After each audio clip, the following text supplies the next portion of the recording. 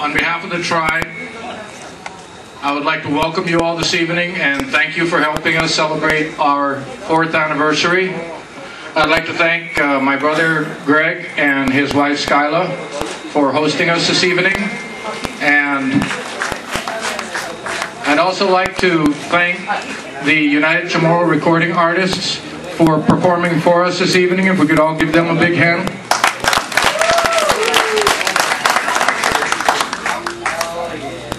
Now, there's been a lot of developments with the Tribal Status Quest since we stopped our education sessions and started focusing on communicating with the United States government. And I'd like to bring everybody up to date. There's been some exciting developments. First, we'll start with a letter that we wrote and presented to the administration for Native Americans. This was on January 10th. This was dated to, or this was addressed to whom it may concern. And it states, we would like to take this opportunity to introduce ourselves to you. We are the Chamorro tribe, representing the Chamorro people in our quest for self-preservation, self-governance, and cultural preservation.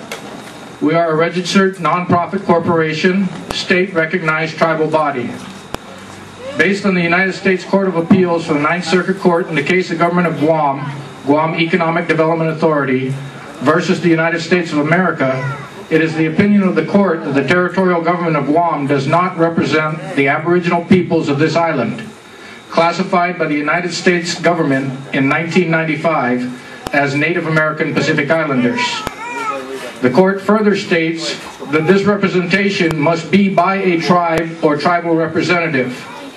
Therefore, as the elected leaders of the Chamorro tribe, we hereby advise you of our standing and request that any further matters pertaining to the Chamorro people of Guam in relation to the ANA or any other such United States federal organization or agency in regards to Native American affairs regarding the Chamorro people be communicated through this body. We attach the transcripts from the Gita suit versus the United States. This is the response that we received at the end of last week. It's addressed to the Honorable Frank Shocker, Chairman of the Chamorro Tribe, and the Honorable Gregory P. Shocker, Vice Chairman. Dear Sirs, thank you for your letter of introduction dated January 10, 2009. The Chamorro tribe's stated quest for self-preservation, self-governance, and cultural preservation is a commendable pursuit and one that can be fully appreciated by the Administration for Native Americans, ANA.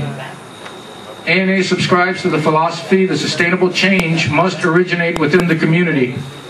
As you may know, ANA serves to promote economic and social self-sufficiency for American Indians, Alaska Natives, Native Hawaiians, and other Native American Pacific Islanders, including Guam. To this end, ANA projects are planned, designed, and implemented by Native community members to address their particular needs.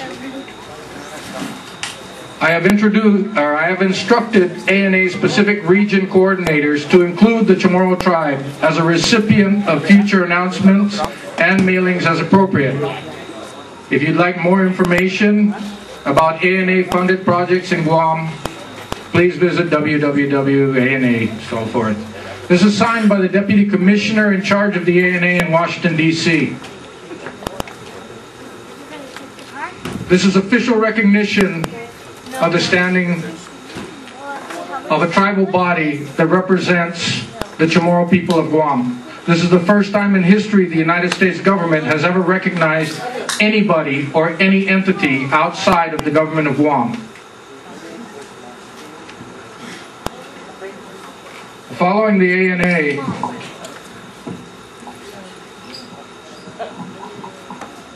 we had the Joint Guam Program Office meeting. I went on K57 and requested that everybody that had an opinion about the military buildup on this island attend one of the 3 meetings. and express their opinion whether they were for or against it. We wrote a response regarding the military buildup to the director of the Joint Guam Program Office, John Jackson.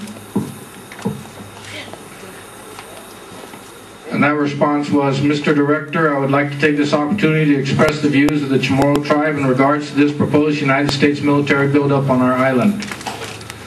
In 1946, the government of the United States of America was signature of the Charter of the United Nations.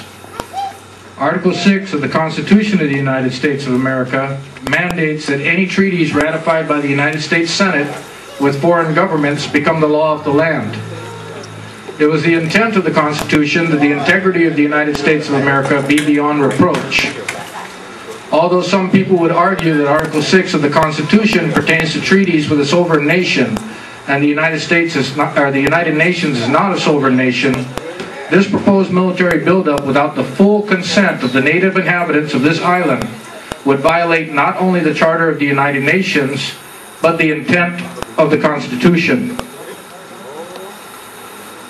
Further, in 1975, the United States of America entered into treaty with sovereign nations at the Helsinki Accord. Chapter 9 of this accord mandates compliance with Chapters 11, 12, and 13 of the Charter of the United Nations. This is a treaty with sovereign nations ratified by the United States Senate and therefore under the authority of the Constitution of the United States of America. Continuing on this massive military endeavor on our island without our full consent would thus be a clear violation of Articles 11, 12, and 13 of the Charter of the United Nations and Chapter 9 of the Helsinki Accord, making it a direct violation of Article 6 of the Constitution of the United States of America. Quiet, man.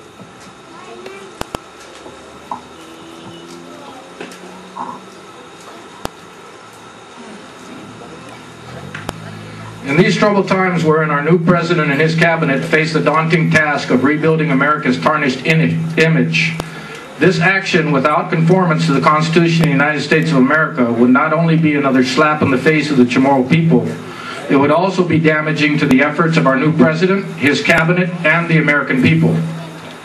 While we are not opposed to the needs of the nation, we are vehemently opposed to the manner in which it has been and continues to be conducted without consideration to the rights of the native inhabitants of this island, the obligations of the United States of America to the United Nations, and the obligations of the United States of America to the other signatures of the Helsinki Accord.